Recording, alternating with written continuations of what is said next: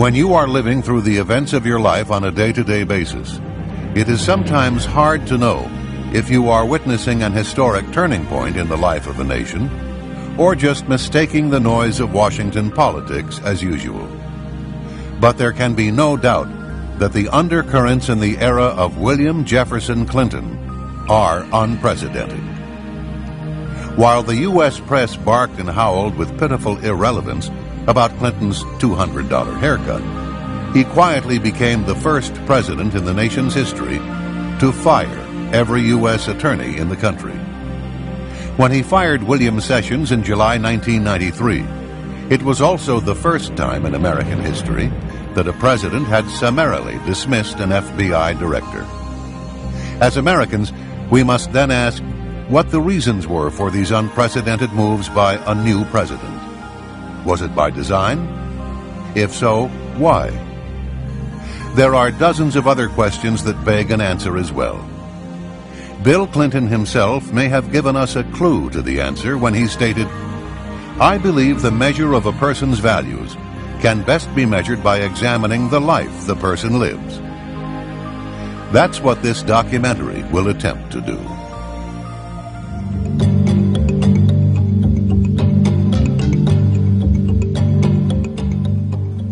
During the 1960s, students were protesting the Vietnam War on college campuses throughout the nation.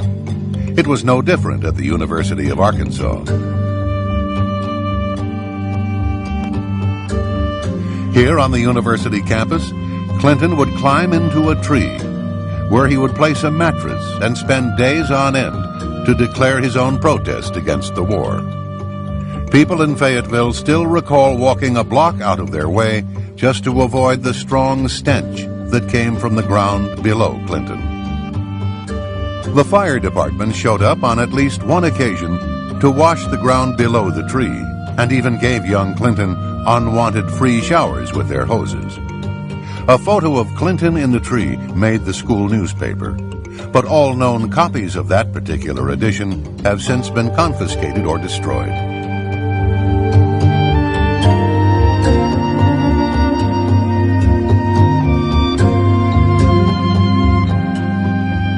Mr. Clinton studied at Oxford in England.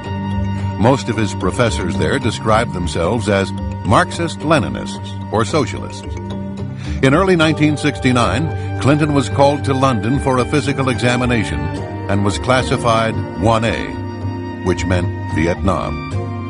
Upon his return to Arkansas, Clinton drove to Fayetteville to the home of Colonel Eugene Holmes, commander of the Army ROTC unit at the University of Arkansas, where he begged to join the program.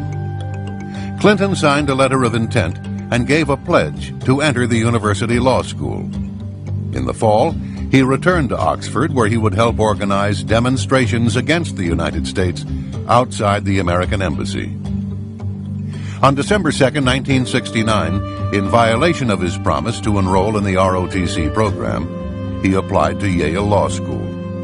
On December 3rd, he wrote a letter to Colonel Holmes stating, quote, "Because of my opposition to the draft and the war, I have great sympathy with those who are not willing to fight, kill, and maybe die for their country," unquote. Mr. Clinton was described as a moocher and with no apparent income. Yet he left England for a 40-day trip to Scandinavia, the Soviet Union, and Czechoslovakia. Clinton stayed at one of Moscow's most exclusive hotels, the National. Clinton went on to Prague, where he stayed with Oxford friend John Kopold's parents, who were leaders in the Communist Party. The grandfather was a founder of the Czech Communist Party and a member of the party's Central Committee. In fact, Communist Czechoslovakia had been a training area for international terrorists. Shortly after Clinton's return to America, his friend Jan Kopold died mysteriously when he fell from the upper floors of a derelict building in circumstances that were unclear. Another close Clinton friend and a fellow draft dodger at Oxford was Frank Aller. When he returned to Spokane, Washington, he was found shot to death in September 1971. His death was ruled a suicide.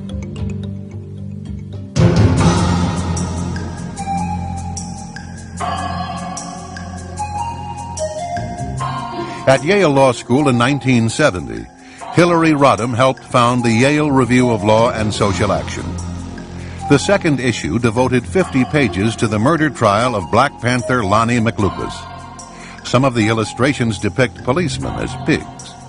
One drawing shows a decapitated and dismembered pig squealing in agony, and another one described them as, quote, a low-natured beast that has no regard for law, justice, or the rights of people, a creature that bites the hand that feeds it, a foul, depraved traducer, usually found masquerading as the victim of an unprovoked attack, unquote.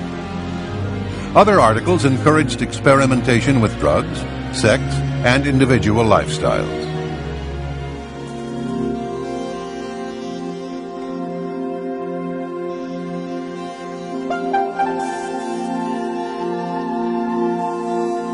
In Bill Clinton's Arkansas, some 2 million people remained among the poorest in the nation.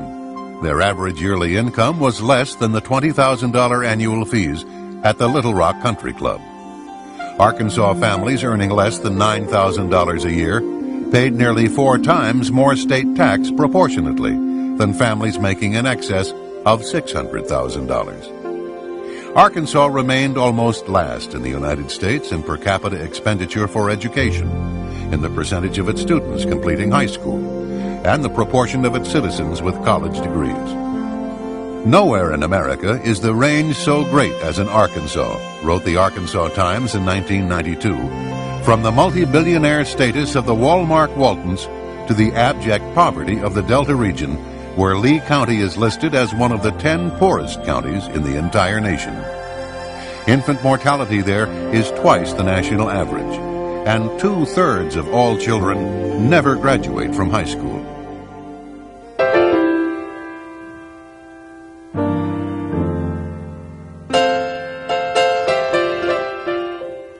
In the aftermath of his 1980 election defeat, Bill Clinton began appearing every Sunday at Emmanuel Baptist Church, which he had never attended so regularly before. He was now seen prominently in the choir, as carefully arranged television cameras carried the service to thousands of viewers throughout the state.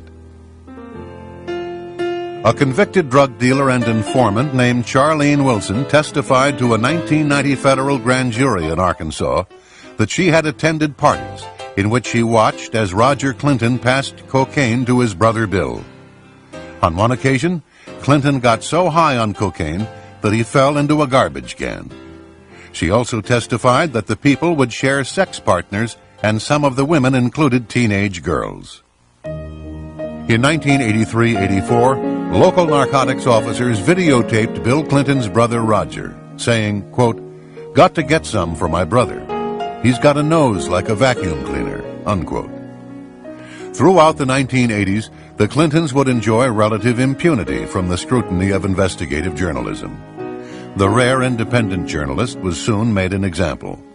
Publisher Gene Wurgis tried to expose ballot box stuffing and other corruption through the 1960s and 1970s, and was lucky to survive nearly a dozen attempts on his life.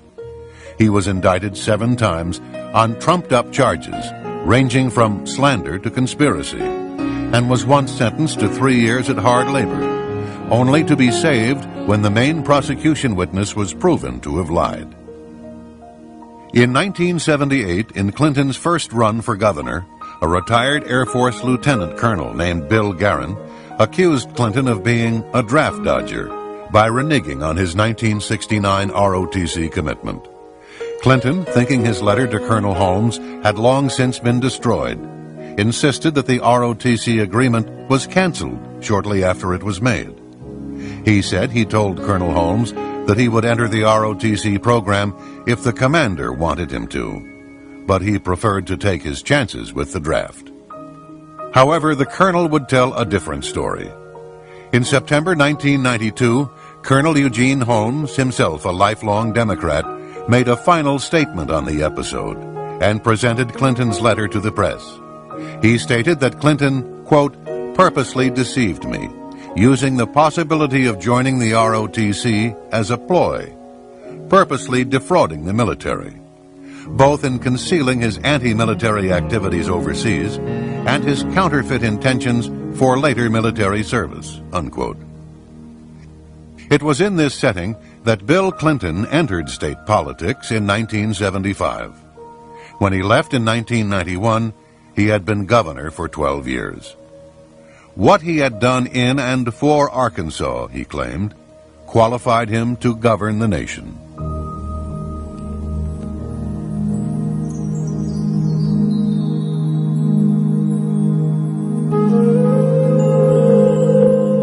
From Clinton's first years as Attorney General, Little Rock had been awash in gossip about his blatant womanizing. After he was elected president, Arkansas trooper bodyguards and others would testify to his extramarital relations with literally hundreds of women. State Trooper L.D. Brown stated that on state time and using state cars, he drove the governor to over 100 extramarital affairs and guarded him during those encounters. Brown was Clinton's favorite trooper, and he received dozens of books from the governor, many of which he still retains. In one law book, there's a sentence to the effect that adultery is not a crime and is underlined twice in red.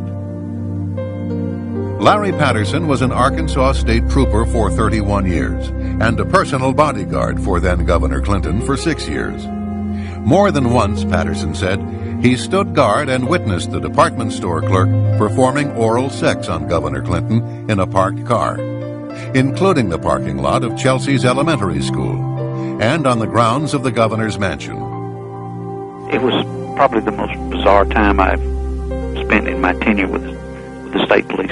I was required to go out into the audiences to get women's telephone numbers, their names for him, to block streets, to sit in women's driveways till the wee hours of 3 and 4, 5 o'clock in the morning at their apartment complexes. That's what I was required to do. That was just part of the job. I was told when I protested about that if I didn't like it, find another job. Did you feel soiled? Did you feel in any way disdain for this man that you were assigned to risk, quite frankly, your life for? But your job did not turn out to be saving his life or protecting him. You, quite frankly, turned out to be someone assigned to procure... It's a pimp. I didn't want to use that word, but how did that make you feel? Well, it was real easy to get caught up in all the hoopla at first. But after a while, after you saw the way he treated people, that's not the way that I was taught. It was not the standards that I was raised by. And it bothered me a lot. And to the point where I talked to my supervisors about it, I talked to the director of the state police about it. And I was told, yeah, that's part of your job. In fact, Bill Clinton told me one time, he said, Larry, you may be required to lie, to steal, to kill, to protect me, to cover me. Was his words. On yet another occasion, the governor arrived at the Little Rock airport.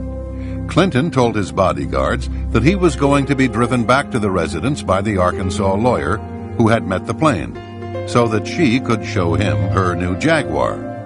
On the ride back, he drove, and she was nowhere to be seen in the car. He later told Trooper Patterson that he had researched the subject in the Bible, and oral sex isn't considered adultery. George Grieg of the London Sunday Times wrote, quote, "What has emerged is a man with what would appear to be an almost psychotic inability to control his zipper," unquote. The repeated testimony of state troopers would show that Clinton rated women as objects, ripe peaches as he called them, purely to be graded, chased, dominated, and conquered. The governor had been predatory even toward one of the troopers' wives and toward another's mother-in-law.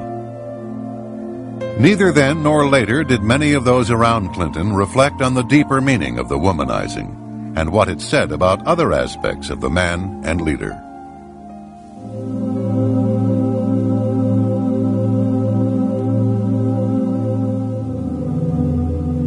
No fewer than 4 Arkansas state troopers, including 2 past presidents of the Arkansas State Troopers Association, have now provided detailed accounts of attempts to silence them because of their knowledge about Clinton's affairs with unmerited career promotions and job offers.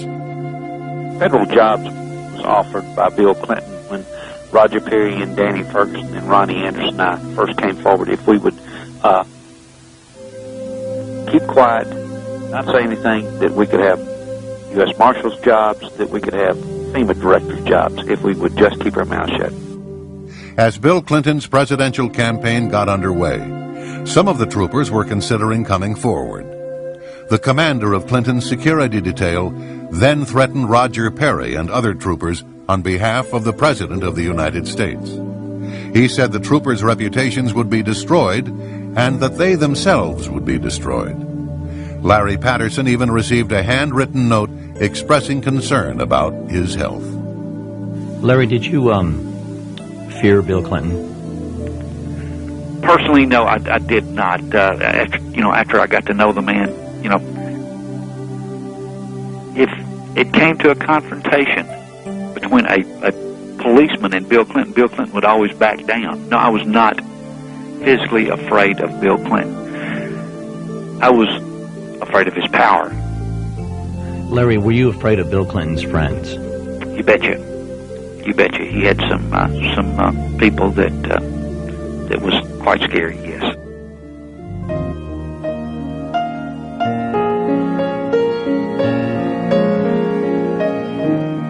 Away from the public spotlight, both Bill and to a greater extent Hillary were contemptuous of policemen, whom they commonly derided as ignorant SOBs, says Trooper Brown. In 1984, Brown accompanied Clinton to a funeral for a state trooper who had been killed by a survivalist in rural DeQueen. Brown and Clinton went into a banquet room where hundreds of mourning policemen from Arkansas, Texas, and Louisiana were eating.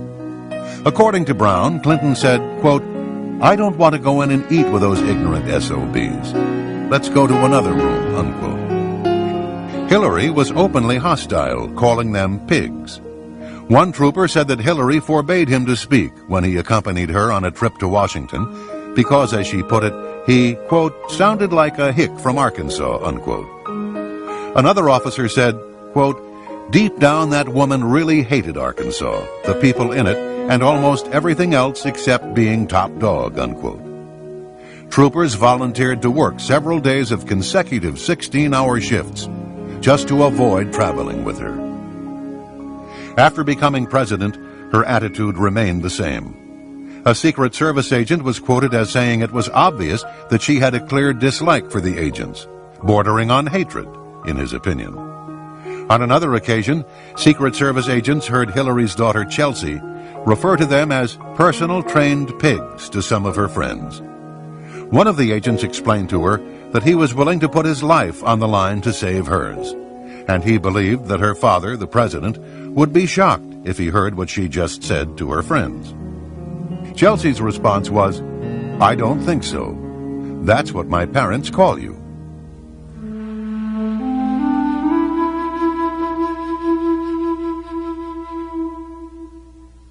As soon as Clinton was elected governor, he and Hillary formed a partnership with Jim and Susan McDougal in the Whitewater land deal. The McDougals would manage the business and bear most of the risk and liability, while Bill and Hillary would still enjoy a full 50% ownership.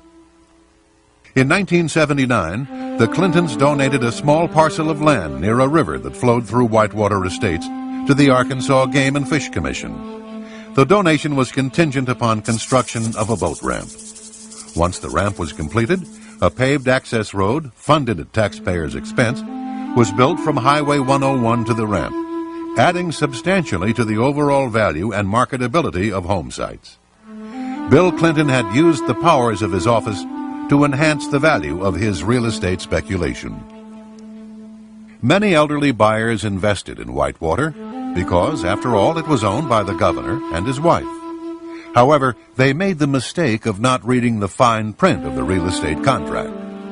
As many of them would find, if they defaulted on their monthly installments for more than 30 days, they would lose all of their equity in the land, regardless of how much they had put down or paid in. The results could be devastating. Clyde Soaps put $3,000 down and faithfully made 35 monthly payments of $244.69. When he fell desperately ill, he could no longer make his payments. Although he had paid $12,000 of the $14,000 price of the lot, he quickly lost the land and all his previous investment. This was a typical case. More than half of those who bought whitewater lots would lose their land and all their equity payments. Records showed at least 16 different buyers paying in more than $50,000 and never receiving property deeds. Meanwhile, Whitewater carried on a flourishing traffic in repossessions and resales, selling some lots over and over when elderly buyers faltered on their payments. A local businessman said, quote, "They screwed people left and right, taking advantage of a bunch of poor old folks on a land deal. The future president and first lady. That ought to be the real Whitewater scandal," unquote.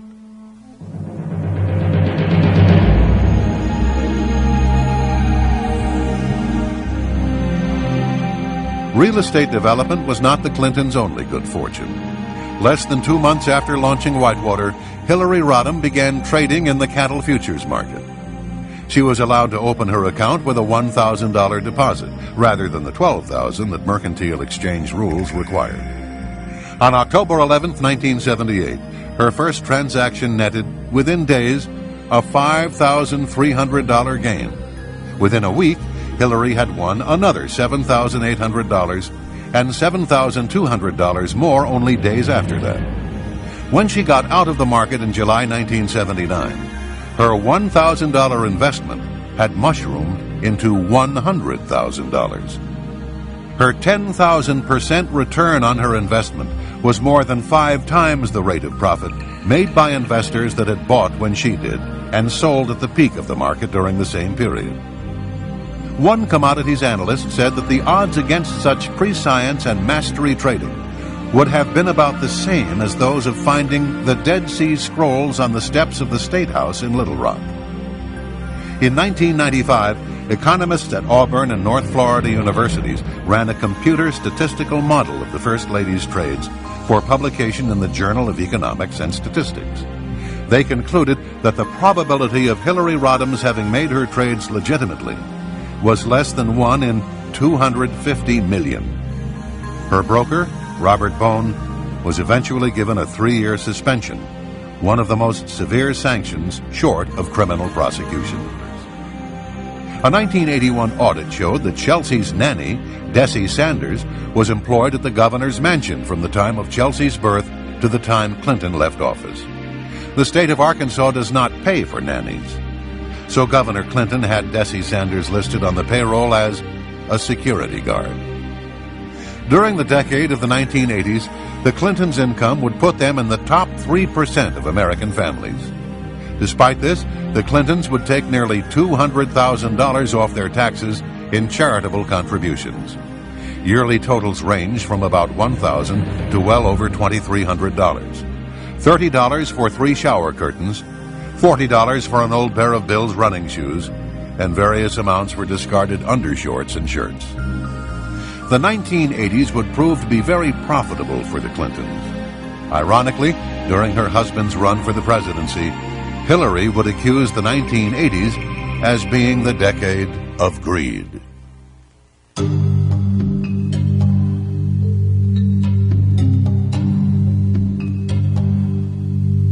The Arkansas Development Finance Authority, or ADFA, was set up by Governor Clinton to ease financing for low-income housing and small businesses.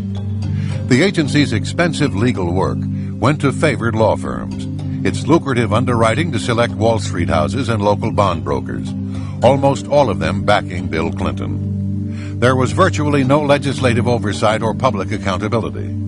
Governor Clinton himself appointed the ADFA board and personally approved every bond issue and major transaction from 1985 through 1992.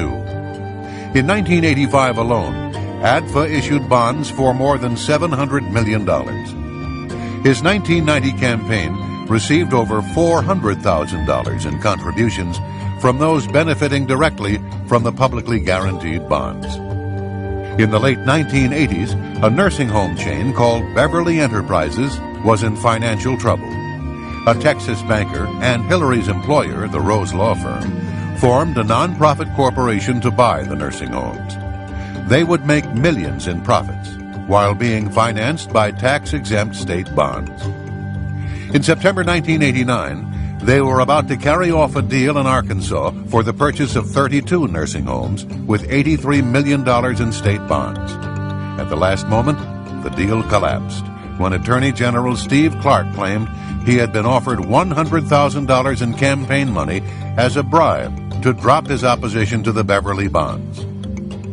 The partner who devised the nursing home scheme, William Kennedy III, would later be named a counsel to the president, one of the most powerful positions in the Clinton White House.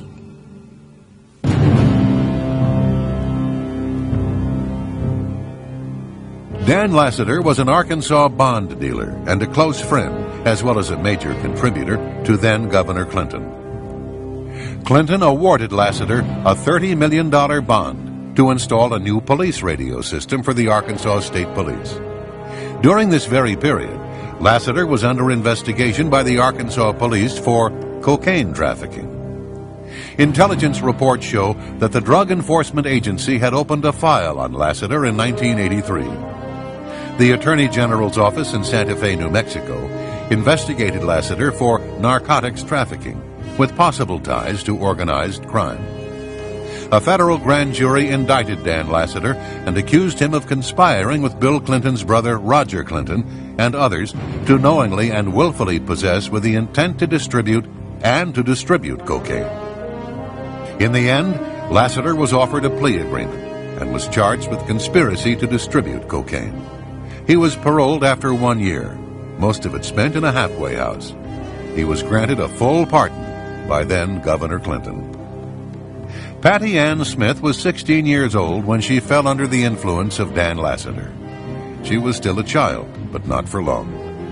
In the offices of the U.S. Attorney in Little Rock, she stated, quote, "I was a virgin until 2 months after I met Dan Lassiter. I finally gave in and slept with him. I was introduced to cocaine use by Dan Lassiter when I was 16 years old and a student at North Little Rock High School. Dan Lassiter planned on using me as a prostitute to entertain his friends," unquote. At the time, Lassiter was 40, more than twice her age. She was told by one of Lassiter's cohorts that, quote, "If I ever betray his trust and hurt Lassiter in any way, I would not see daylight to tell about it anymore," unquote. She said she met Bill Clinton several times, but he was never acting like a governor when I saw him. She claims to have witnessed Governor Clinton taking cocaine on several occasions. In an interview with U.S. attorneys, a 33-year-old Little Rock woman stated that she had been started on cocaine by an associate of Lassiter's. He warned her that she was as good as dead if she ever told anything about him or Lassiter.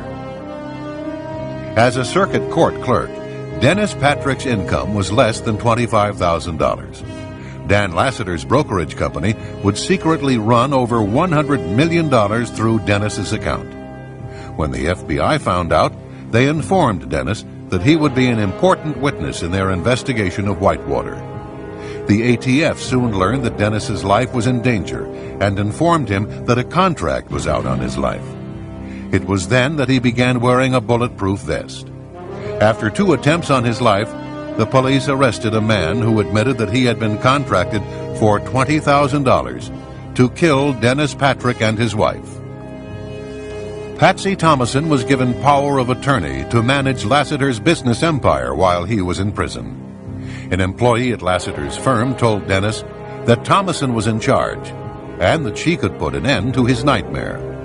But the nightmare continued, and Dennis was stripped of his life, his name, his integrity, everything he had. He eventually fled the state for his safety as well as that of his family. Patsy Thomason was clearly a favorite of Bill Clinton. He appointed her executive secretary of the Arkansas Democratic Party, which helped build the foundations for his presidential bid. After the 1992 elections, she was given one of the most powerful positions in Washington, Director of the White House Office of Administration. In this position, Thomason failed to provide proper security clearances for over 100 White House staff members, many of whom were alleged drug users. Under her direction, random drug testing for the White House staff was eliminated.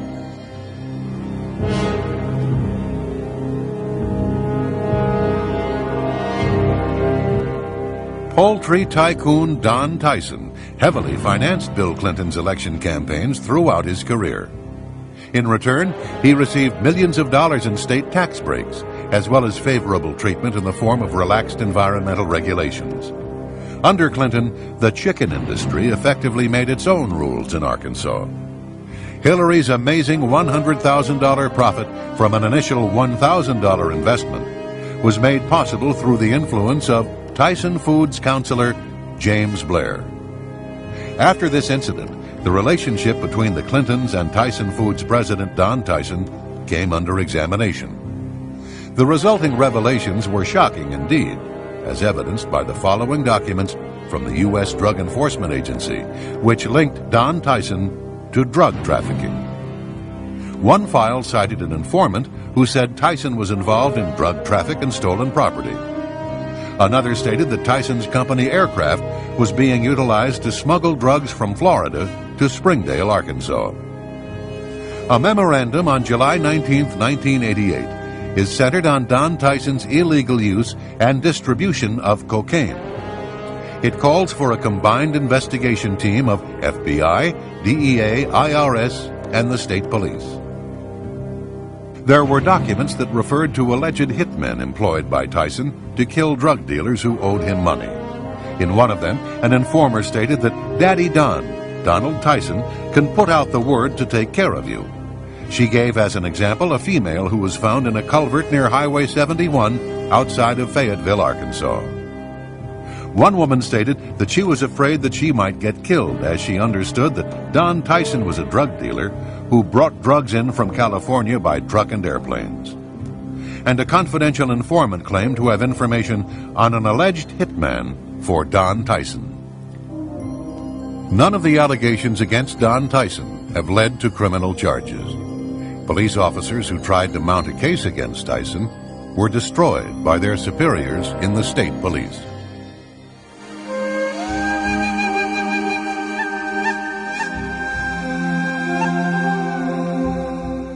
Mena, Arkansas is tucked away in the remote Ouachita Mountains of western Arkansas.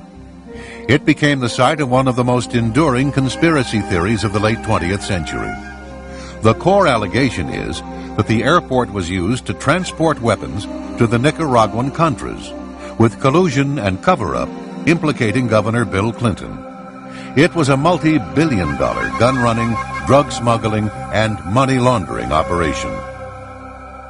Barry Steele was a legend in the cocaine trade. His drug runs were flown in from Latin America, loads averaging 300 pounds of cocaine and worth at least tens of millions of dollars, and parachuted onto remote sites in Arkansas. By the sheer magnitude of the drugs and money its flights generated, tiny Mena, Arkansas became, in the 1980s, one of the world centers of the narcotics trade, and the base of what many believed was the single largest cocaine smuggling operation in U.S. history. Larry Douglas Brown was Bill Clinton's favorite among the troopers assigned as his personal bodyguards. Brown gave hundreds of pages of testimony under oath and supporting documentation that the governor had clearly been aware of the arms and drug running out of Mena as early as 1984. The state trooper watched in despair while the governor did nothing about it. In October of 1984, Barry Steele and Brown had lunch at Cajun's Wharf in Little Rock, a popular restaurant in the Arkansas River bottoms. In conversations over the next few weeks, Steele casually referred to Clinton as the Gov, and acted like he knew the governor, Brown recalled. By the summer of 1985, Steele became a scapegoat and was sentenced to a halfway house in Baton Rouge. It was there that assassins found him and gunned him down in his white Cadillac on a rainy February night in 1986. IRS agent Bill Duncan and State Police Detective Russell Welch had compiled a mammoth investigative file on the Mena operation. The material became part of an eventual 35-volume, 3,000-page Arkansas State Police archive, a meticulous presentation of the Mena case for a grand jury. However, the cases were effectively suppressed. Duncan and Welch were not even called to testify before grand juries, state or federal. Duncan and Welch watched the Mena inquiry systematically quashed and their own careers destroyed as the IRS and state police effectively disavowed their investigations.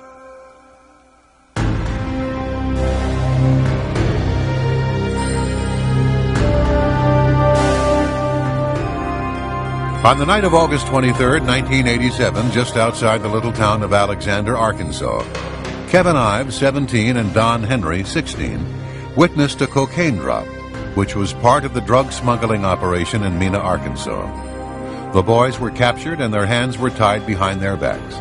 They were kicked and beaten and finally executed. One of the boys was stabbed to death. The bodies were wrapped in a tarpaulin and placed across the railway tracks to be mangled by the next train. The Arkansas medical examiner, Fahmy Malik, ruled the deaths an accident. He said the boys had smoked marijuana joints and had fallen into a trance on the railway tracks side by side. As the facts would later show, the crime lab never tested the concentration of marijuana in their blood. They were told to back Malik's ruling. Bill Clinton was the only person to whom the crime lab answered. Kevin Ives' mother, Linda, created such a stir that a grand jury was called to investigate the case. The bodies were exhumed, and a second autopsy was conducted by the Atlanta medical examiner, Dr. Joseph Burton. He showed an enhanced photograph of the wound to 6 other forensic investigators. They all concurred that it was a stab wound. He also found that Kevin Ives had been smashed in the head with a rifle butt. The report of the grand jury concluded that the deaths of Don Henry and Kevin Ives were definitely the result of foul play. It urged that law enforcement agencies, the prosecuting attorney's office, to continue the investigation into the deaths of Don Henry and Kevin Ives and into the drug problem in Saline County. Because of Linda Ives' investigation into the death of her son, she was placed on Bill Clinton's enemy list by White House counsel Mark Fabian. Already, people associated with the case were beginning to die in what amounted to a reign of terror among young people in Alexander, Arkansas. April 1988, Keith Coney told his mother he knew too much about the Ives-Henry murders and feared for his life. After being slashed in the neck, he was fleeing for his life on his motorcycle when he slammed into the back of a truck and was killed. Booney Bearden, a friend of the boys, disappeared. His body was never found. November 1988, Keith McCaskill claimed to have knowledge of the Ives-Henry murders, but was killed before he could testify. McCaskill, knowing that his life was in danger, had said goodbye to his friends and family. He died from 113 stab wounds. January 1989, Gregory Collins claimed to have knowledge of the Ives-Henry murders, but was killed before he could testify. Collins was found dead from a shotgun blast to the face. April 1989, Jeff Rhodes claimed to have knowledge of the Ives-Henry murders, but was killed before he could testify. His body was found in the city dump, dead of a gunshot wound to the head. July 1989, Richard Winters claimed to have knowledge of the Ives-Henry murders, but was killed before he could testify. Winters was silenced by a blast from a sawed-off shotgun. June 1990, Jordan Kettleson claimed to have information on the Ives-Henry murders, but was killed before he could testify. He died from a shotgun blast to the head. To date, no arrests have been made in regard to these murders. Arkansas's medical examiner ruled the death of 2 teenage boys an accident, while several forensic investigators and a grand jury concluded they were murdered. But this was not the first nor the last time that Fahmy Malik's rulings would cause controversy. In 1985, a North Arkansas man was fatally shot, and Fahmy Malik ruled it a suicide. There were 4 gunshot wounds to the chest. In a 1986 case, Malek's ruling was accidental drowning. It was later discovered that the victim had been shot in the head. In 1992, a man's body was found with 5 bullet wounds, but Malek nevertheless ruled it a suicide. In his most incredible ruling, Malek concluded that a James Milam had died of an ulcer. However, the man's skull was later recovered. He had been decapitated with a sharp knife. That Malek survived in Arkansas is a testament to Clinton's power. Just before Clinton announced his intentions to run for president, Malek was moved to another state job.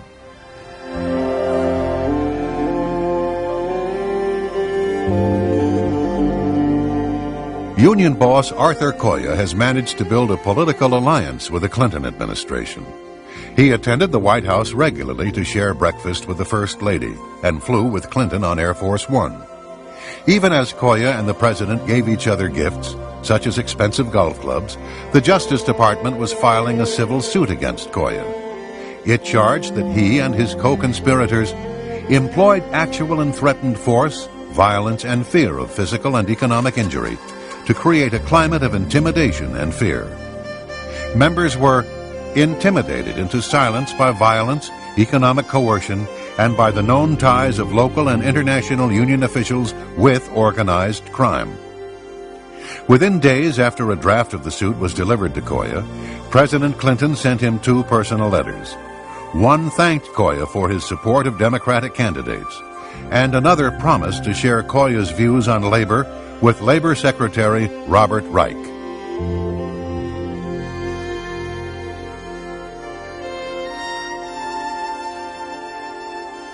Mr. Free, over 65 people have invoked the Fifth Amendment or fled the country in the course of the committee's investigation.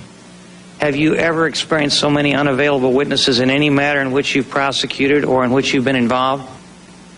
Actually, I have. You have? Give me a rundown on that real quickly.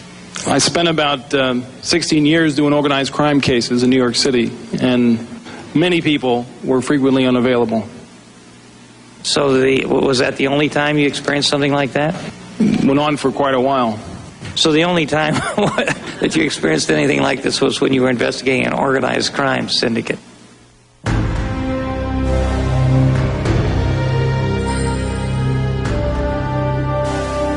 On Monday, July 19, 1993, President Clinton called FBI Director William Sessions to tell him that he was dismissed. It would be the first time in our nation's history that a president had fired an FBI director. He called a second time a few minutes later. The president seemed to be in a hurry. Time was of the essence. Sessions was to leave the Hoover building effective immediately. The next day, Vince Foster's body was found in Fort Marcy Park, dead from a gunshot wound to the head. Under the assassination statute, the FBI would have been compelled by law to take over the case if there was any question that it might have been a homicide. But with the firing of its director, the FBI was in turmoil, and the Park Police became the lead agency in charge. The Park Service had neither the depth nor the experience to investigate a case of this magnitude, which led many to ponder the question, was it the intention of the White House to limit the scope of the investigation? Vince Foster had been a close friend of Bill Clinton's in their boyhood town of Hope, Arkansas. As Deputy White House Counsel for the Clinton administration, Foster became the highest-ranking U.S. government official to die under mysterious circumstances since President John F. Kennedy. He, more than anyone else, knew the financial secrets of both the campaign of 1992 and the Clinton presidency, just as he knew the secrets of the Rose Law Firm and of Hillary Rodham Clinton's business and financial dealings over the previous decade, dealings that would become the subject of numerous investigations.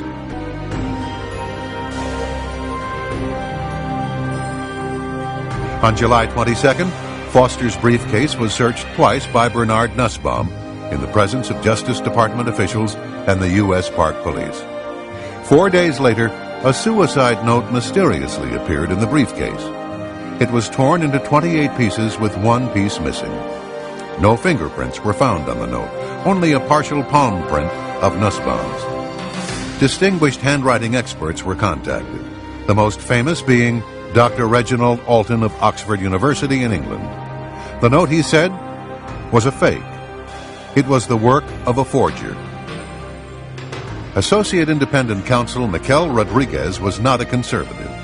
Indeed, when he arrived from California with his ponytail, his earring, and his leather jacket, there were some that said Kenneth Starr had gone too far in his efforts to recruit liberal Democrats and ethnic minorities to his team. Rodriguez spent his time combing through the archive of documents in the Foster case, and he didn't like what he saw. He managed to gain access to the locked files in the office of the Independent Counsel. Hidden inside was a folder of crime scene photographs that had been deliberately withheld from the prosecutor. Among them was the original Polaroid of Foster's neck. Rodriguez went to the Smithsonian Institution for enhancement of the original. The blow-up photo revealed a dime-sized wound on the right side of Foster's neck, suggesting a gunshot fired at point-blank range into the flesh. The medical examiner at the scene was Dr. Hout. After examining Foster's body, he made reference to a wound on Foster's neck on page 2 of his report. This finding was in agreement with 2 of the rescue workers who testified before the Whitewater grand jury that they too saw a gunshot wound on Foster's neck. Incredibly, in the official autopsy report on Vincent Foster, a gunshot wound to the head is listed, but the wound on the neck is completely left out.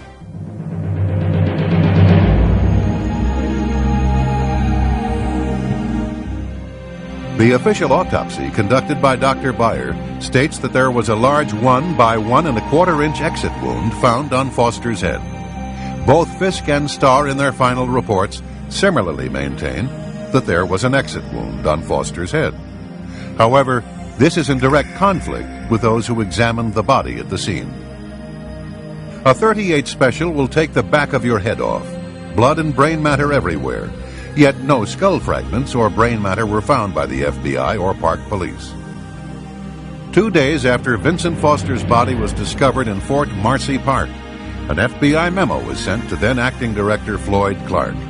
It says in part, quote, "Preliminary results of the autopsy include the finding that a .38 caliber revolver, constructed from 2 different weapons, was fired into the victim's mouth with no exit wound," unquote. This was in agreement with Detective John Rollo, who examined Foster's body at the scene. He agreed that there was no exit wound, and in fact stated that he thought the bullet might still be lodged in Foster's head. Paramedics Corey Ashford and Roger Harrison put the body in a bag for transport to the morgue, yet neither of them saw an exit wound or any blood, either on the body or on the ground beneath the body. This was in agreement with Dr. Hout, who examined the body at the scene and wrote in his report that the wound was mouth to neck.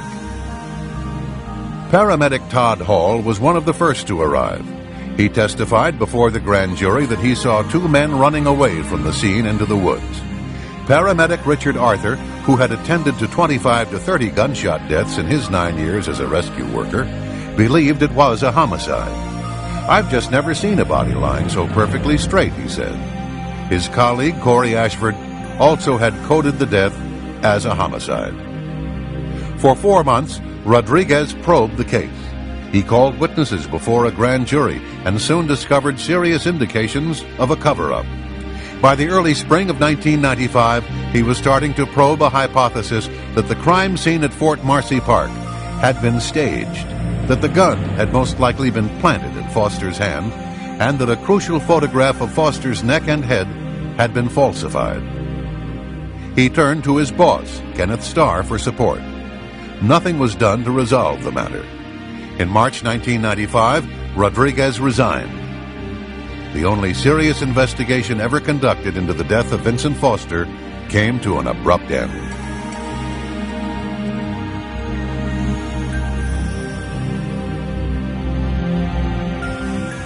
The confidential witness had stopped at Fort Marcy Park and had ventured about 700 feet into the wooded groves where he spotted a body lying in the dense foliage.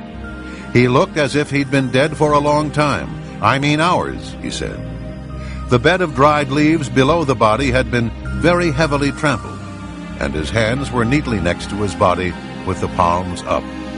He said under oath to a congressional delegation that he saw no weapon, no gun. There was nothing in Foster's hands.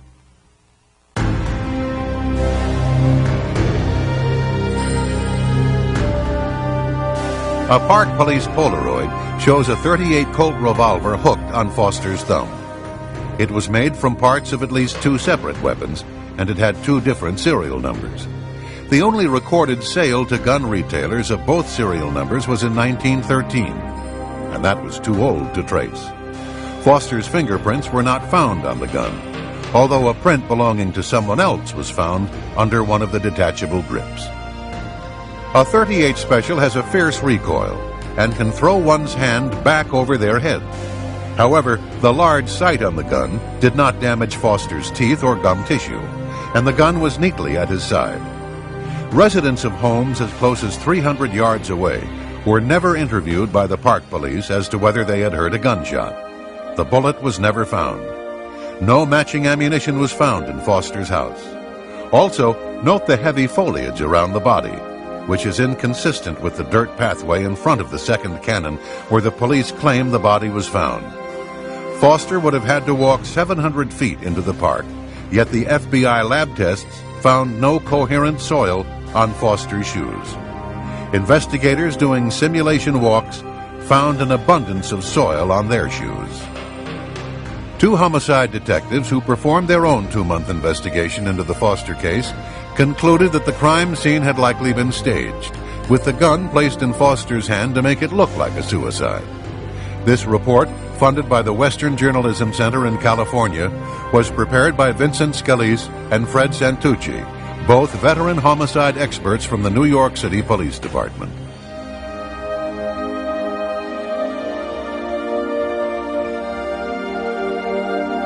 Two witnesses, Mark and Judy, were interviewed by the FBI in April 1994.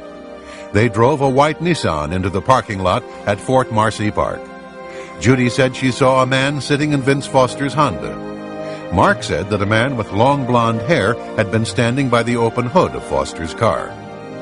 Blonde hairs were later found on Foster's undershirt, his trousers, belt, socks, and shoes.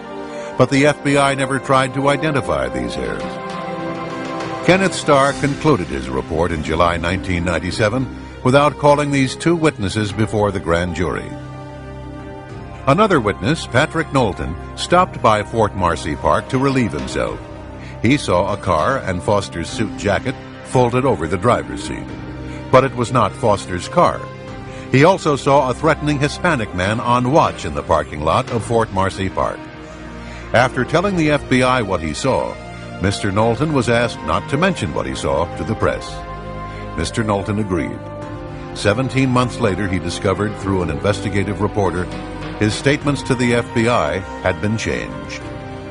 Knowlton's description of the unoccupied car in the lot was twisted, so it could have been Vince Foster's, even though his real statement rules out any possibility of the car being Foster's.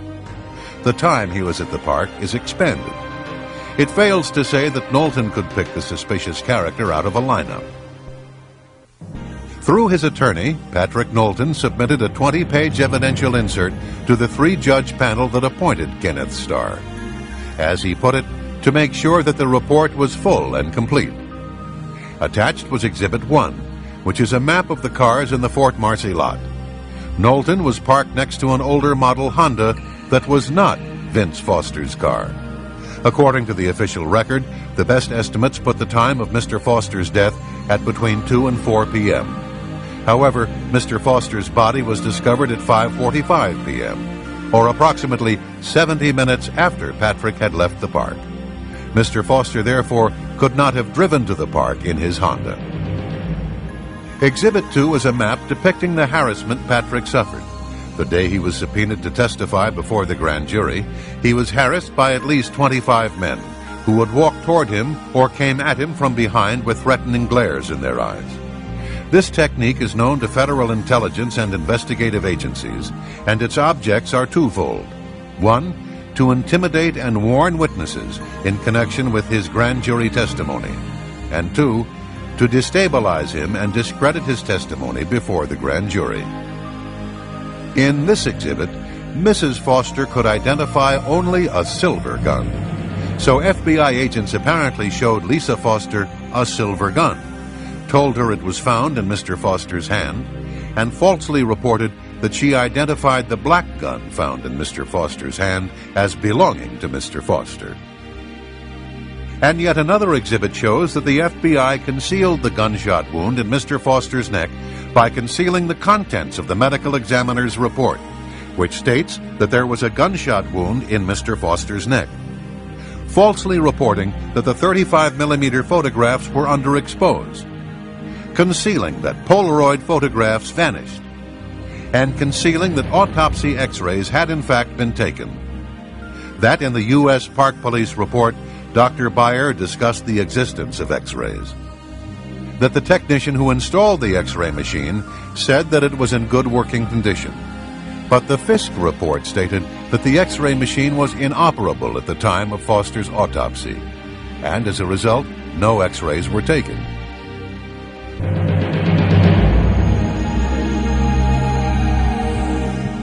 The sequence is crystal clear. In his notebook, Detective Rollo writes, "Dead body, Fort Marcy, warm sunny day." His handwritten notes also indicate that he called the Secret Service at the White House at 6:45 p.m.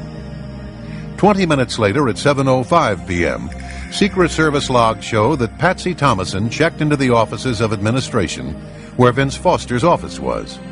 Foster had kept important documents on Whitewater and other matters in his safe, and a short time later, a group from the Technical Security Division was logged in with her. They were experts in locks and safes. Trooper Roger Perry was on duty at the guard shack of the Arkansas Governor's Mansion when a call came through from the White House. Trooper Larry Patterson tells the story. I had just gotten off work, had driven from State Police Headquarters to my apartment complex. Arrived home no later than 5 p.m. When I was just inside my apartment. I had not taken off my uniform. I had not gotten a Coke or a glass of water or something out of the refrigerator. I was in my apartment looking at my mail, getting ready to undress. The phone rang. I pick it up. It's Roger Perry. He said, "Larry, you will not believe what just happened." He said, "Helen Dickey just called from the White House and said that Vince Foster had just gotten off work, walked out in the parking lot, and shot himself in the head." So this was the latest, 5 o'clock, 6 o'clock, Washington, D.C. time. Perry relayed the message to Governor Jim Guy Tucker. He also called Lynn Davis, the former commander of the Arkansas State Police. 4 men in Little Rock knew about the death of Vincent Foster before 6 p.m. Washington time, at least 15 minutes before the Park Police discovered the body in Fort Marcy Park. President Clinton appeared on Larry King Live at 9 p.m. It was being broadcast in the library of the White House. About 20 minutes before he went on the air, a CNN makeup artist was preparing the president for his television appearance when a man walked in and announced that a note had been found in Vince Foster's office. So the White House Secret Service, Chelsea's nanny, and 3 troopers in Arkansas had known for several hours, but Bill Clinton went on Larry King as if he knew nothing of Foster's death. At the time of Vince Foster's death, Hillary Clinton was in Los Angeles. As the LA Times reported, she cut her trip short and flew to Little Rock the day of his death. No reason was given as to the sudden change of schedule. Former FBI Director William Sessions stated that the Foster case had been compromised from the beginning. It was compromised when the White House took control of the FBI by firing Sessions the day before Foster's death.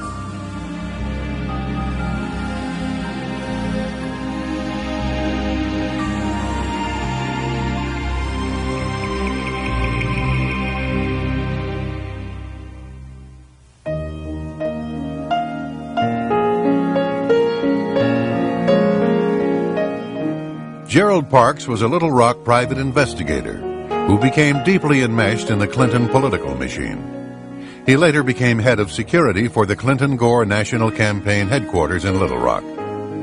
Later, during the early stages of the presidential campaign, Parks claimed to have made at least 2 trips to the airport near Mena, Arkansas. He said that Vince Foster had paid him $1,000 cash for each trip. He would pick up a trunk load of money from the Mena airport and deliver the money to Vince in the Kmart parking lot. Jerry's wife, Jane, was the manager of an apartment complex where Bill Clinton's brother Roger was living. Many times the governor would appear and indulge in marijuana and cocaine with his brother. Girls as young as 17 or 18 years of age were sometimes there to party with the Clinton brothers. When Jane told her husband about the goings-on in Roger Clinton's apartment, he began to write down names, dates, and license plates. He snapped photos from another balcony. Over a period of time, Parks had collected a thick dossier on the comings and goings of Bill Clinton. Jane Parks revealed that her husband had carried out sensitive assignments for the Clinton circle for almost a decade, and the person who gave him his instructions was Vince Foster. Foster had called the Parks home more than 100 times, identifying himself with the code name the Congressman. By the late 1980s, Vince trusted Parks enough to ask him to perform discreet surveillance on the governor.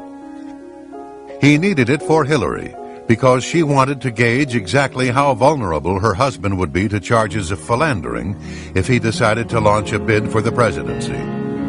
Jane claims that about a week before his death, Vince Foster telephoned her husband.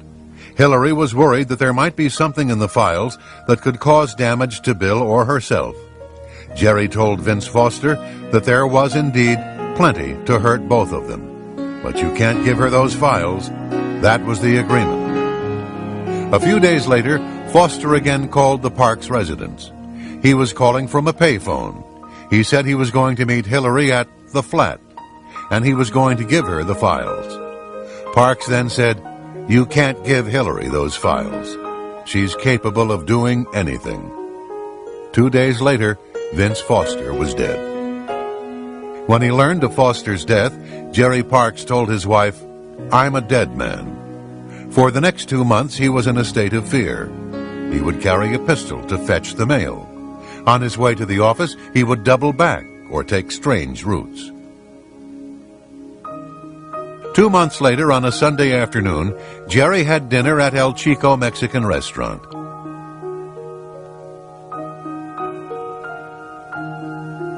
On the way back, a car pulled up beside him and shot and killed him with a 9mm handgun at point-blank range.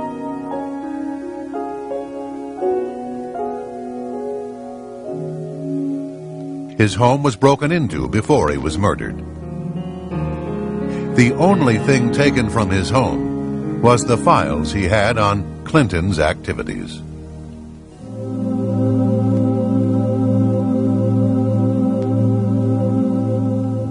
Trooper Ferguson's ex-wife, Kathy, was to be one of the key witnesses for the prosecution in the Paula Jones case, and had been openly vocal about her belief in Paula's testimony. 4 days after Paula Jones filed her lawsuit against Bill Clinton, Kathy Ferguson was found dead of a gunshot wound to the head. Her death was ruled a suicide. The following is an affidavit of Sherry Butler, who was one of Kathy's best friends. Quote, "Kathy Ferguson had been a friend of mine from 1991 to 1994, and on occasion had mentioned that while attending functions at the governor's mansion, then Governor Bill Clinton had cornered her in the kitchen of the mansion and pinned her to the counter. Shortly before her death, Kathy stated that what Paula Corbin Jones was saying about Clinton was the truth, and, quote, "I wouldn't put anything past Bill Clinton," unquote. Kathy Ferguson had been a nurse, and a number of medical personnel attended her open casket funeral. Her autopsy report had placed the fatal bullet's entrance wound at the right temple, with the exit wound at the left temple, making it a possible suicide. However, at the funeral home, 3 nurses, an RN and 2 LPNs, decided to make a careful examination of the wound. Yet none of them saw any wound at the left temple. What they did see looked to be a large, blown-out exit wound in the right temple. This puzzled them, because they knew Ferguson was right-handed. This prompted them to look for an entrance wound on the left side. One of the nurses rolled the corpse's head to the side. All three nurses were then able to see a cotton-stuffed wound behind the left ear. Several other hospital colleagues subsequently visited the funeral home and made the same observation. The following is an affidavit of Samuel Houston, M.D. I have been contacted by 6 nurses who each described the head wounds of Kathy Ferguson at the open casket funeral and described a small, clean, quarter-size hole with cotton balls stuffed within it behind her left ear and a large blown-out wound to the right temple, pulling the right eye over.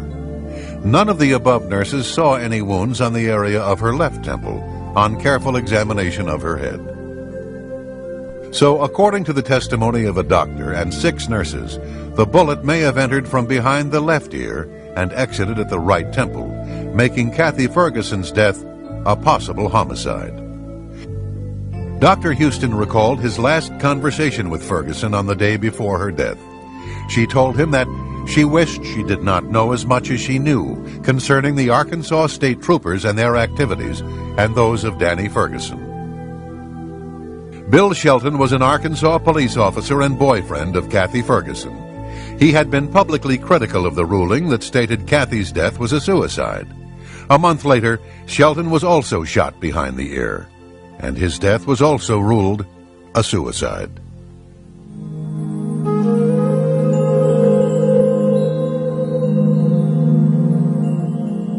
In November 1993, Kathleen Willey was leaving the Oval Office from a private meeting with President Clinton when she ran into her friend, Linda Tripp.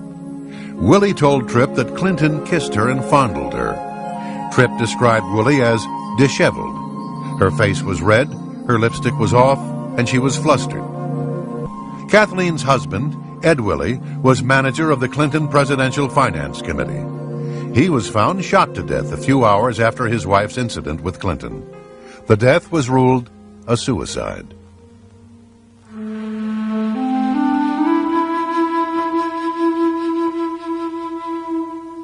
Newsweek magazine had dropped hints that a former White House staffer was about to go public with her story of sexual harassment at the White House. A few days later, on July 6, 1997, Mary Catrin Mahoney and 2 other employees at Starbucks coffee shop died of gunshot wounds. The restaurant's doors were locked when the victims were found, and nothing appeared to have been stolen, although nearly $4,000 was in the store at the time. Mary Mahoney was shot as many as 5 times. The Washington Post characterized the crime as an execution-style murder. She had been heavily involved in presidential politics, working on Bill Clinton's campaign in 1992, and served as a White House intern during the first Clinton administration.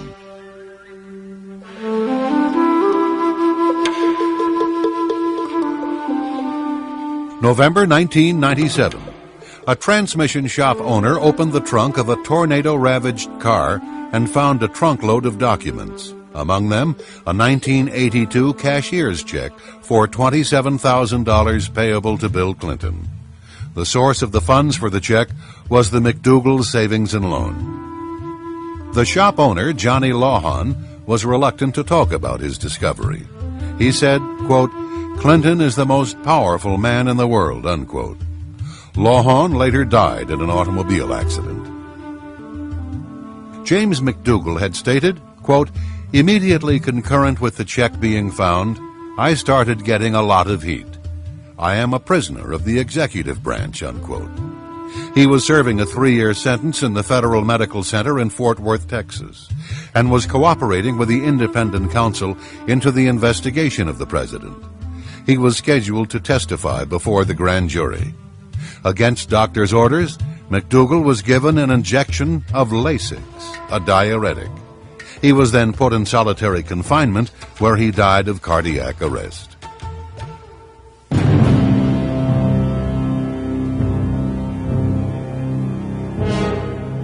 Ron Brown was the target of a major probe headed by independent counsel Daniel Pearson. There were allegations that Brown had received a bribe from a Vietnamese businessman. He was also being investigated for numerous scandals by the FBI, the FDIC, a Congressional Oversight Committee, the Energy Department, the Senate Judiciary Committee, and even his own Commerce Department Inspector General.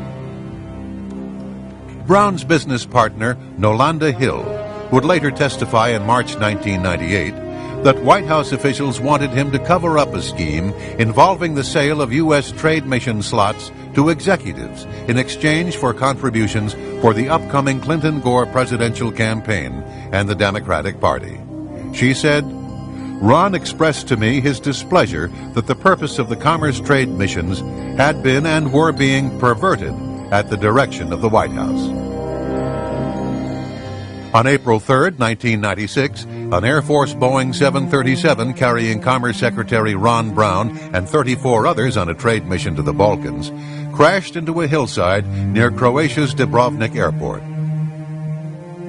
Air Force procedure called for a two-step investigation. However, for the first time in memory, the Air Force canceled the first step, which called for a safety investigation of a crash on friendly soil. An autopsy on Brown's body would typically have been part of this investigation. They instead went directly to the second and final step, consisting mostly of legal proceedings that would mirror the sentiments of the Pentagon and White House officials, who implied the crash was nothing more than an accident.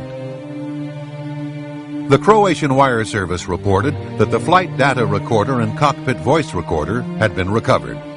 Later, the Pentagon disputed this, saying that no voice recorder was on board. But Hillary Clinton flew on the very same aircraft 2 weeks prior, making it unlikely that a voice recorder would not have been on board. The Air Force concluded that Brown's plane was 10 degrees or almost 2 miles off course. Maintenance Chief Nico Jersic was in charge of the ground beacons and was scheduled to be grilled by the U.S. Air Force Accident Investigation Team. However, he was found shot to death 3 days following the crash. His death was ruled a suicide. Over 3 hours after the crash, the first search party arrived on the scene and miraculously found a survivor.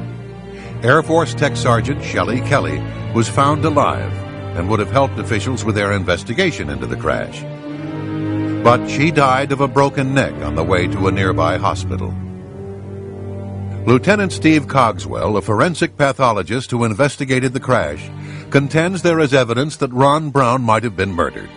He said, quote, "Essentially, Brown had a 45/100-inch inwardly beveling circular hole in the top of his head, which is essentially the description of a .45 caliber gunshot wound. This man needs an autopsy. This whole thing stinks," unquote. Several personnel were present while Colonel Gormley was conducting his external examination. The photographer present was Chief Petty Officer Kathleen Janowski, a 22-year veteran. I opened up my big mouth in the morgue and said, "Wow, look at the hole in Ron Brown's head. It looks like a bullet hole." I said that, and my life has never been the same since. All of the X-ray films of Brown's head have disappeared. There were allegedly many photos taken of Brown that were stored in a safe, but these photos, along with the negatives, have also disappeared. All that remains of the head X-rays are photographic slide images taken by Janowski. Dr. Cyril Wecht has nearly 40 years of experience, has conducted some 13,000 autopsies, and is considered one of the nation's most prominent forensic pathologists. He is also prominent in Democratic Party politics. He says there was more than enough evidence to suggest a possible homicide in the death of Ron Brown, and an autopsy should have been conducted on his body. As he stated, quote, "It's not even arguable in the field of medical legal investigations whether an autopsy should have been conducted on Ron Brown," unquote. And Lieutenant Colonel Cogswell stated, quote, "You can't ignore who this person is. To stack up the coincidences, one of 35 people has got a hole in their head. The hole is dead center in the top of their head, and it just happens to be the most important person on the plane from a political point of view. That's a whole lot of reason to investigate it," unquote.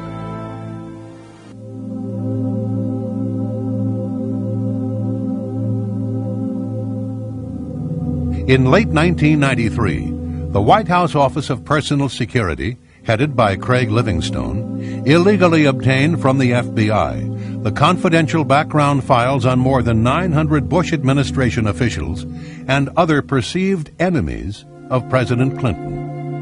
At the request of Hillary Clinton, the files were to be uploaded onto White House computers so that sensitive information could be shared with the Democratic National Committee. These files contain all allegations, rumors, or statements made about the individual during FBI background checks, whether or not confirmed, true, or even credible. Livingstone had a history of prior drug use, which should have disqualified him from serving in the White House. However, senior White House counsel William Kennedy III said that Livingstone was hired on orders from the First Lady. Other evidence indicates that this illegal activity was likely approved by President Clinton. Congressman Bob Barr comments on this frightening scenario. Chuck Colson, who is now a born-again Christian and a prominent speaker on prison reform and religion in America, went to federal prison, went to jail because he misused a single government law enforcement file. Yet we now know that the Clinton administration misused perhaps upwards of 1,000 or more FBI files, which include and contain very sensitive information on average American citizens. I think clearly what the Clinton administration is trying to do is an orchestrated, systematic effort to thwart justice, to thwart the rule of law, to thwart legitimate investigations by the Congress, whether it's impeachment proceedings or regular oversight. They're clearly designed, as they are, with going after Kenneth Starr, the independent counsel, and other independent counsels, trying to derail investigations. They're trying to derail prosecutions. It is very well orchestrated, and I'm sorry to say, in some degree, it is succeeding. But these are not isolated incidents that we're seeing with the compilation of enemies lists, enemies files, FBI files. It is systematic, it is abusive, I believe it is illegal, and it is very frightening because this is precisely the sort of stuff, except on a much larger scale, that forced President Nixon from office a generation ago.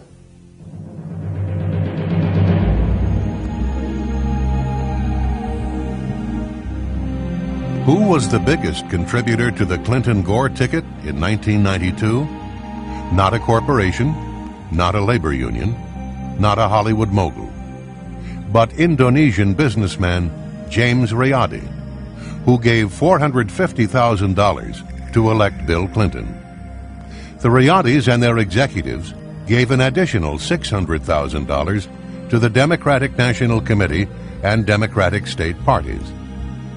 The Riyadis' corporate flagship is the Lippo Group, a multi-billion-dollar financial conglomerate with business ties to China's communist government. The patriarch of the business empire, Mokhtar Riyadi, and all three of his sons have fled the country. In 1977, Mokhtar Riyadi became partners in one of America's largest investment banks, Stevens Incorporated in Little Rock, Arkansas. His son, James Riyadi, interned there and soon began a friendship with Arkansas Attorney General Bill Clinton. Thus began a friendship that has lasted 20 years and has spread a web of intrigue, financial corruption, and foreign influence into American government. In return for their generosity, the Riyadis and their friends were given unparalleled access to the White House. On the afternoon of April 19, 1993, 80 members of the Branch Davidian religious cult were holed up in their compound outside Waco, Texas. On that same day, James Riyadi, John Huang, and other Chinese officials were visiting President Clinton in the Oval Office. The television in the corner showed CNN's live coverage of the burning compound as 17 American children were dying in a burning inferno. But the president took time out to give his visitors a tour of the White House. In their book, Year of the Rat, Edward Timberlake and William Triplett have connected the dots between the Clinton White House and the Communist Chinese. Some examples are as follows. The Riyadi family, with connections to Communist China's KGB, became the largest contributor to the Clinton-Gore campaign in 1992. Communist agents and representatives of Chinese organized crime were granted extraordinary access to the White House. They had targeted Bill Clinton 15 years earlier when he was an obscure politician in Arkansas. America's defense and foreign policy have been twisted to benefit Clinton and Gore foreign backers, including the Chinese military. Nearly 100 witnesses have either fled the country or taken the Fifth Amendment. William C. Triplett II is the former chief counsel to the Senate Foreign Relations Committee. He has 30 years of experience working on China and national security. We asked him about the Riadi family. They tried to come into the United States in the late 70s in Georgia. That didn't work out. Ultimately, they ended up in Little Rock. And in Little Rock in the late 70s, the heir apparent to the family fortune met Mr. Clinton when he was then Attorney General of Arkansas, and there have been perhaps 20 years worth of friendship from thence. Their man in the United States was a man named John Huang, who was also ethnic Chinese from Taiwan, and he joined them overseas. And he looked after their business interests here and also their campaign contributions. He was in charge of writing the checks and making sure that it happened. In 1992, Mr. Clinton, in the spring, was in trouble. It had been discovered that he was a draft dodger. The Jennifer Flowers business had come out, and he was out of money for the New York primary. What happened then was that the Riadi family has a bank in Arkansas that they could influence, and the bank gave loaned $3.5 million to the Clinton campaign, and that was enough to get him the nomination. So I think one could say that they were instrumental in getting him the nomination and the election in 1992. It's really quite outrageous for a dollar that an American citizen provides to a candidate or a party of their choice being neutralized by a dollar coming in a million times over from a foreign source, not just a foreign source, but a foreign adversarial source, namely Communist China. The Riadi family is not a public charity. They wanted something for their money. So after Bill Clinton got elected, they sent a letter to Bruce Lindsay, who was in charge of personnel in the Clinton administration, saying that they had invested in Mr. Clinton. What they wanted was for their man, John Huang, to be moved into the American government, and they succeeded. In January 1994, Huang, who had been the area manager for Riadi's bank in Little Rock, received a top-secret security clearance for his new job at the Commerce Department. According to phone records, Huang made over 400 calls to various parts of the Riadi and Lippo Empire. 170 calls were to Hong Kong, Indonesia, and Red China. CIA agents have testified that they gave Huang 37 classified one-on-one briefings in his office at Commerce. They estimate that he could have seen as many as 550 pieces of American intelligence. Huang later went to work for the Democratic National Committee, where he would have normally lost his security clearance. But much pressure was put on Assistant Commerce Secretary Charles Meissner, and Huang was able to keep his security clearance. Charles Meissner later died in the same plane crash that killed Ron Brown. One official said, "A lot of secrets died with Chuck Meissner." We now know that during the 1996 campaign, John Huang was actively seeking campaign funds for Bill Clinton from Asian sources, who have ties to organized criminal syndicates, narcotics trafficking, gambling, prostitution, and Communist China's intelligence services. During this same period, he had access to highly classified information.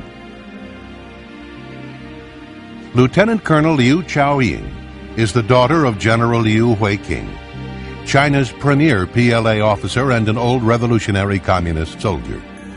She also studied Marxism-Leninism at the Chinese People's University in Beijing, a major training center for the future Communist Party officials. Colonel Liu is a communist. She is a high-tech spy. She was an official of 2 red Chinese companies that deal in arms trafficking. She ran at least tens of thousands, maybe hundreds of thousands of dollars through Johnny Chung into the Democratic National Committee, and she met Clinton twice at fundraisers. According to FBI Director Louis Freeh, Chinese criminal gangs called triads have emerged as a significant and violent force in the United States, committing contract murders, extortion, drug trafficking, kidnapping, prostitution, weapon smuggling, and money laundering. The triads have been guests of the Clinton White House many times and have made illegal contributions to the Clinton-Gore re-election campaign. Neg Lap Seng is a Macau criminal syndicate figure who visited the White House on many occasions. He attended a number of fundraisers and even sat next to the president at some of them.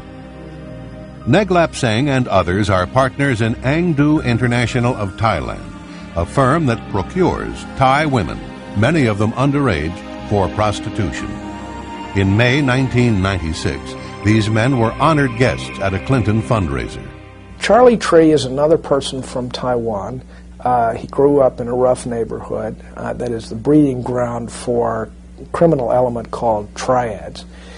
He came to the United States to work in the kitchen of his sister's Chinese restaurant in Little Rock. Became friends with Mr. Clinton when he was an Arkansas official, and so forth and so on.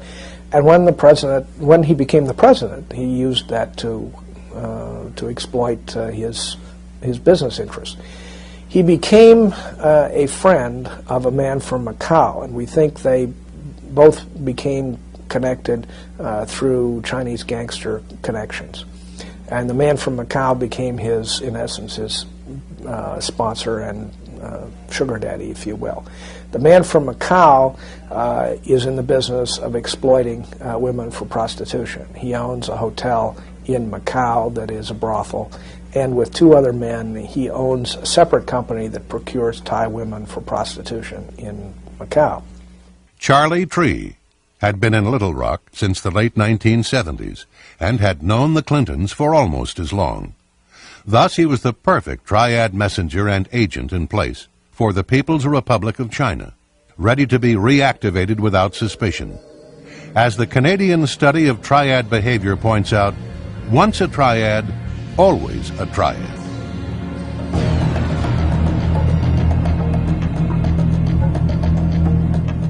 For the past 50 years, the United States has guaranteed Taiwan's independence against Communist China's threat of forcible reunification. In March 1996, Taiwan, or the Republic of China, was preparing for a national ritual that the People's Republic of China despises. The ritual is called elections. When Taiwan's elections proceeded on schedule, the People's Liberation Army launched several of its intermediate-range ballistic missiles by firing them into the Pacific just off the north and south ends of the island. Clinton then sent battle groups from the 7th Fleet, including its two largest aircraft carriers, the Independence and the Nimitz, into the Taiwan Straits. This time, Clinton did the right thing. After this incident, two things happened. First, a top Chinese official in Beijing intimated to the U.S. Embassy that an attack against Los Angeles would be in the prospects if the United States interfered in Communist China's campaign of intimidation against Taiwan. But the Red Chinese government also tried a second channel. They sent Charlie Tree carrying a letter and a bag of money. On the morning of March 21, 1996, Tree dropped off several $100,000 to the President and the First Lady's favorite charity, the Presidential Legal Defense Trust. On the same day, Tree also delivered to the White House a letter about the situation in Taiwan. Excerpts from the letter are as follows. Once the hard parties of the Chinese military inclined to grasp U.S. involvement as foreign intervention, is U.S. ready to face such challenge? It is highly possible for China to launch real war. I hope the President will carefully consider these issues and make the decisions that are beneficial to the U.S., China, and Taiwan altogether. President Clinton's reply letter read, "The redeployment of the Independence and the Nimitz was intended as a signal to both Taiwan and the PRC that the United States was concerned about maintaining stability in the Taiwan Strait region. It was not intended as a threat to the PRC." This letter was a complete sellout of Taiwan. Clinton, in effect, was saying that his administration would no longer be prepared to deter Beijing from any menacing actions it may take toward Taiwan. Bill Clinton had caved in the face of pressure from Beijing, by a letter that was not delivered through public or diplomatic channels, but by a man whose previous experience was a member of a notorious triad gang, a fry cook from a Chinese restaurant in Little Rock, who was under indictment for violating election laws.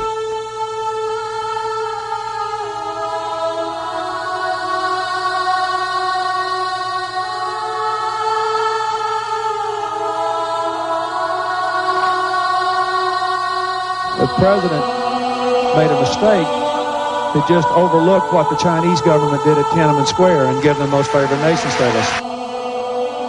On June 4th, 1989, Chinese tanks and armored personnel carriers rolled into Tiananmen Square to confront pro-democracy students from 4 of Beijing's most prestigious universities. The students were unarmed and practitioners of nonviolence. When it was over, some 4,000 to 6,000 people lay dead in the streets of Beijing. We know who did it. We know the names of the Chinese units. We know their commanding officers. We know everyone. And the reason we know is because NATO's military attachés had spread all over the city that night, and they were reporting from all points of the city. And we know who the commanders of the Chinese units were and what they did that night. And they killed the Chinese young people, and they knew what they were doing, and they did it anyway. Congress reacted immediately, forcing President Bush to cut off all military exchanges with the PLA. This policy stood for the next 4 years. As soon as President Clinton was elected, that policy was reversed. And so, as near as we can tell, every Chinese general who was personally involved in killing Chinese young people has been to the United States and received the royal treatment. Now, typically, how this works is as follows. The Chinese general comes here in secret, goes to the Pentagon, gets a 19-gun honor guard salute. He will go to the White House, meet with the president in the Oval Office for discussions. Then he will be taken to American military bases to learn things about the military that we think they should not, and then he goes home. And we're talking somewhere between a dozen and 24 generals. The Clinton administration has shown senior PLA officers our most modern military facilities, shown PLA a Marine amphibious landing exercise, shown them around our latest guided missile cruiser, given the PLA Chief of Staff a tour of our military command center in the Pacific, escorted the PLA Chief of Staff around an American nuclear attack submarine. General Xu was in tactical control the night of the massacre, and he is the one who gave the order to the troops, mount up and move out. He is the man who, in fact, was the closest we could point to ordering the massacre of the young people. On the day of the Tiananmen massacre, General Xu shoulders more responsibility for the deaths of his countrymen than any other Chinese officer. Under his orders, children as young as 3 years of age died from PLA gunfire. Upon his arrival at the Pentagon, General Xu received a 19-gun salute. Defense Secretary Perry told General Xu that his visit had great symbolic significance. Perry pledged to brief the PLA on U.S. strategy and plans for the years ahead. The American taxpayers paid $13,200 for General Xu and his party to have a 4-day visit to Hawaii.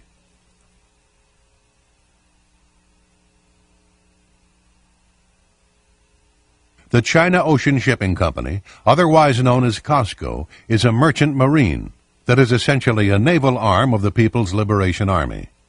It is also a major arms supplier to dictators and to terrorists. In 1996, a COSCO ship called the Empress Phoenix sailed into the port of Oakland, California, carrying 2,000 automatic weapons that were destined for Los Angeles street gangs. The chairman of one of the 2 Chinese arms companies implicated in this scheme later had coffee at the White House.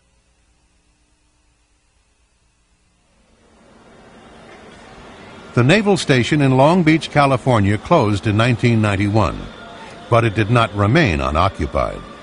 A Marine Reserve training center that had been destroyed by an earthquake was allowed space there.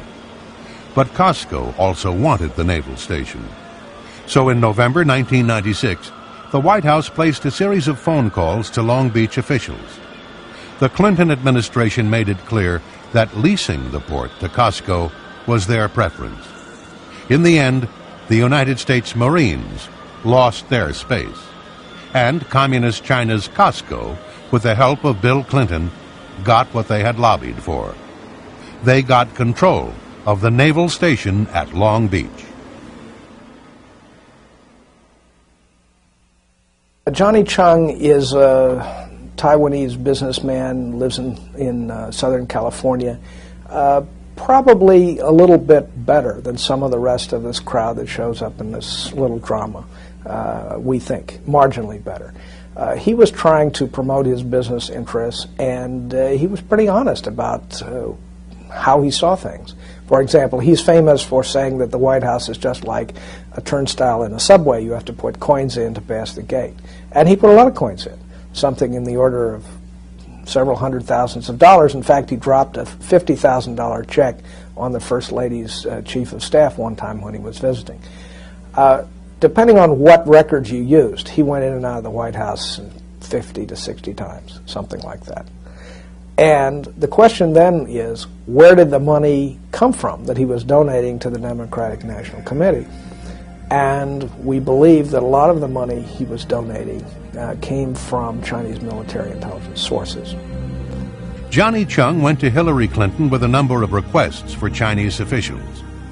A meeting with President Clinton, a tour of the White House, lunch at the White House, a photo opportunity with the First Lady, an invitation to attend the President's radio address. Every request was granted, and on March 11, 1995, Johnny Chung, with his communist Chinese friends, attended President Clinton's weekly radio address. It all fell into place after Chung handed a check for $50,000 made out to the DNC, the Democratic National Committee, to Hillary's chief of staff, Maggie Williams, following a March 9th photo opportunity with the First Lady.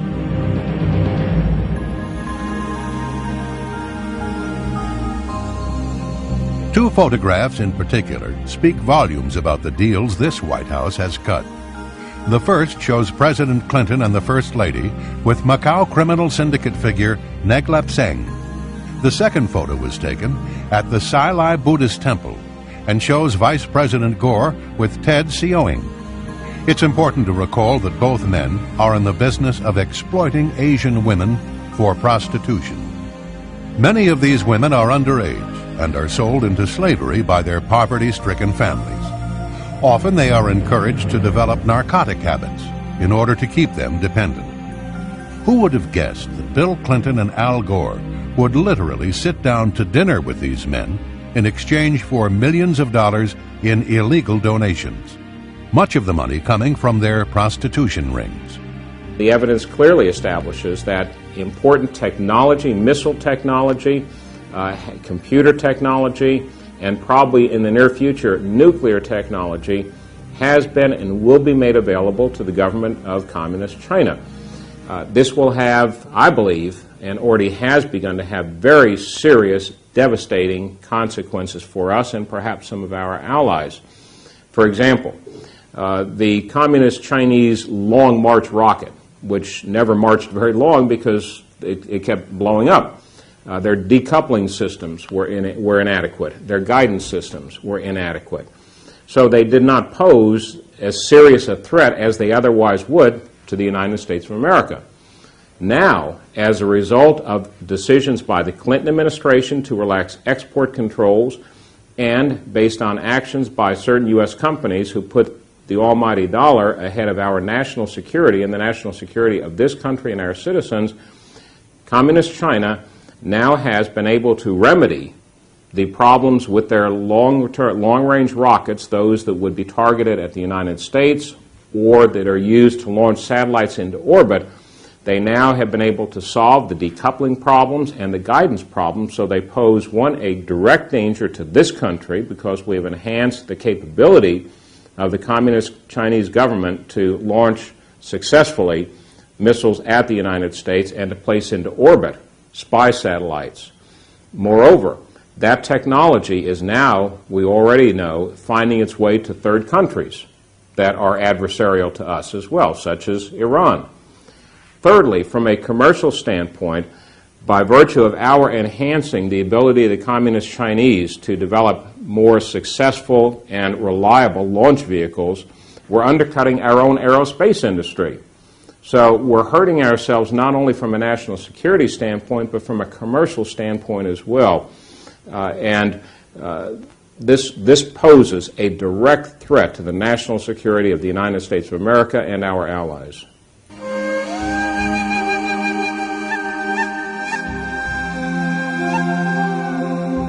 The following are a few of the many casualties of those having knowledge or involvement in one or more of the Clinton scandals. In order to save time, only a partial list is shown. July 1978, Susan Coleman allegedly became pregnant after having an affair with Clinton, a problem which threatened to disrupt Clinton's election bid. She committed suicide by shooting herself in the back of the head. August 1991. Danny Casoloro was a reporter who investigated various scandals in Arkansas, including Clinton's Arkansas Development and Finance Authority and MENA. He had warned his family that his life was in danger, and if he were found dead of an apparent accident or suicide, not to believe it. Casoloro was found dead in a bathtub in a West Virginia hotel room with his wrist slit. His death was ruled a suicide. July 1992. C. Victor Racer II was a national finance co-chairman of Clinton's presidential campaign, who died in a plane crash near Anchorage, Alaska. With his inside knowledge of the Clinton administration, he allegedly had become disillusioned by what he had seen and thus became a potential liability. His son Montgomery also died in the same crash. Herschel Friday was a member of Victor Racer's campaign finance committee. Although he was a top-notch pilot, he died a year and a half later when his plane crashed and exploded as it approached the runway. His death was ruled an accident. September 1992, Paul Tully, Democratic National Committee political director, was a friend and trusted advisor of Clinton's. He was found dead due to unknown causes in his hotel room. December 1992, Paula Gober was a speech interpreter and had traveled with Clinton extensively from 1978 until her death. She died in a car accident. December 1992, Jim Wilhite was an associate of Mac McClarty's former firm. He had called McClarty just hours before dying in a skiing accident. January 1993, Ed Cawley, a former Clinton campaign finance chairman in Arkansas, was found dead in a hotel room. May 1993, John Wilson, a Washington, D.C. city councilman, had decided to come forward with inside knowledge he possessed regarding Whitewater. Wilson was found hanged. His death was ruled a suicide. June 1993, Paul Wiltshire, a Washington, D.C. attorney, wrote a 105-page letter to Attorney General Janet Reno describing evidence he had concerning drug and gun running out of Mena, Arkansas. On the first page of his letter, he stated, quote, "The lives of key participants, other witnesses, and even myself are now in grave danger as a result of my passing this information on to you. If you let this information fall into the hands of the wrong persons, some or all of those who know the truth could well be silenced in the very near future," unquote. Wiltshire was found dead in his apartment. The coroner did not rule on the cause of death. August 1993, John Walker was a senior investigator for the Resolution Trust Corporation. He was looking for information concerning a $50 million transfer from an RTC fund in Chicago to Madison Guarantee Savings and Loan to cover up a $47 million embezzlement scheme that included Whitewater and the Clintons. Walker mysteriously fell to his death from an apartment balcony. His death was ruled a suicide. September 1993, Dr. Stanley Hurd was a longtime friend and family physician of the Clintons and was chairman of Hillary's Health Reform Committee. He was killed in a plane crash only a few days after Stephen Dixon, the attorney for the Health Reform Committee, had been killed in the crash of his own light plane. March 1994, Dr. Donald Rogers, the Clintons' dentist, was traveling to meet London Sunday Telegraph reporter Ambrose Evans Pritchard with information on the Clinton scandals. Rogers and his pilot were killed when their twin-engine Cessna crashed in clear weather near Lawton, Oklahoma. Their deaths were ruled an accident. May 1994, Gandhi Baugh, Dan Lassiter's attorney, committed suicide by jumping out of the window of a tall building. His partner committed suicide 1 month later. June 1994, Stanley Huggins was a partner in a Memphis law firm who investigated the dealings of Madison Guarantee Savings and Loan. He produced a 300-page report that has never been made public. Huggins was found dead, reportedly of viral pneumonia. July 1994, Calvin Walraven was a 24-year-old police informant. He testified for the prosecution against Kevin Elders, son of Surgeon General Jocelyn Elders, which resulted in the conviction of Mr. Elders for drug trafficking. A few days later, after the trial, Mr. Walraven was found with a gunshot wound to the head. His death was ruled a suicide. October 1994, Florence Martin was an accountant who allegedly had documents as well as the PIN number to an account that had been set up in the name of Barry Seal for $1.46 million at the Fuji Bank in the Cayman Islands. Martin was found dead of 3 gunshot wounds to the head. November 1996, Barbara Wise was a Commerce Department staffer. She was found dead in her locked office at the Department of Commerce, partially nude and covered with bruises.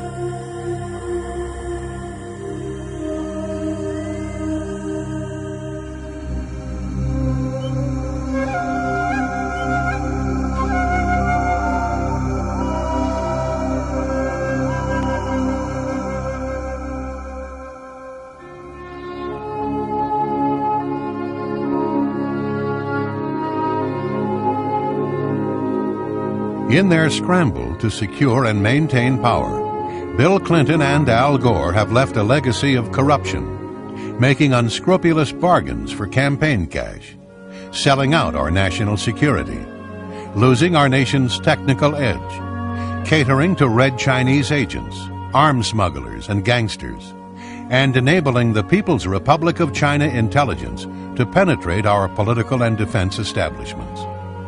The damage they have done is deep, but there is perhaps a treatment for this cancer that has befallen this nation. Wall Street Journal contributing editor Mark Halperin described President Clinton as, quote, the most corrupt, fraudulent, and dishonest president we have ever known, unquote. His remedy? One word will do justice. One word: impeach. Impeach now! Impeach now! Impeach now! I did not have sexual relations with that woman. Impeach now! Impeach now!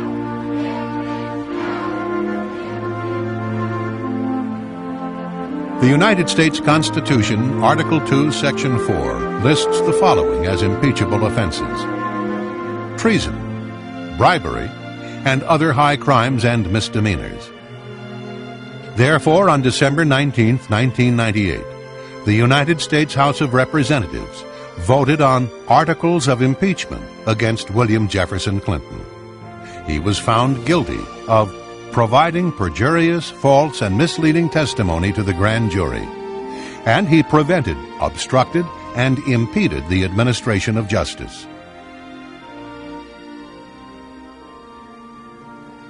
Secretary, by direction of the House of Representatives and pursuant to House Resolution 614, I hereby deliver these articles of impeachment. Would you hold this? Hear ye, hear ye, hear ye.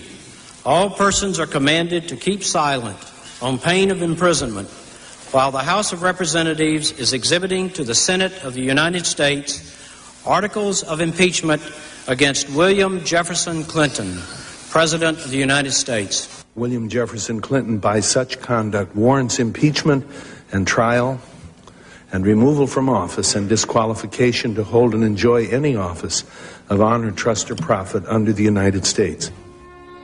Bill Clinton has become just the second president in U.S. history to be impeached.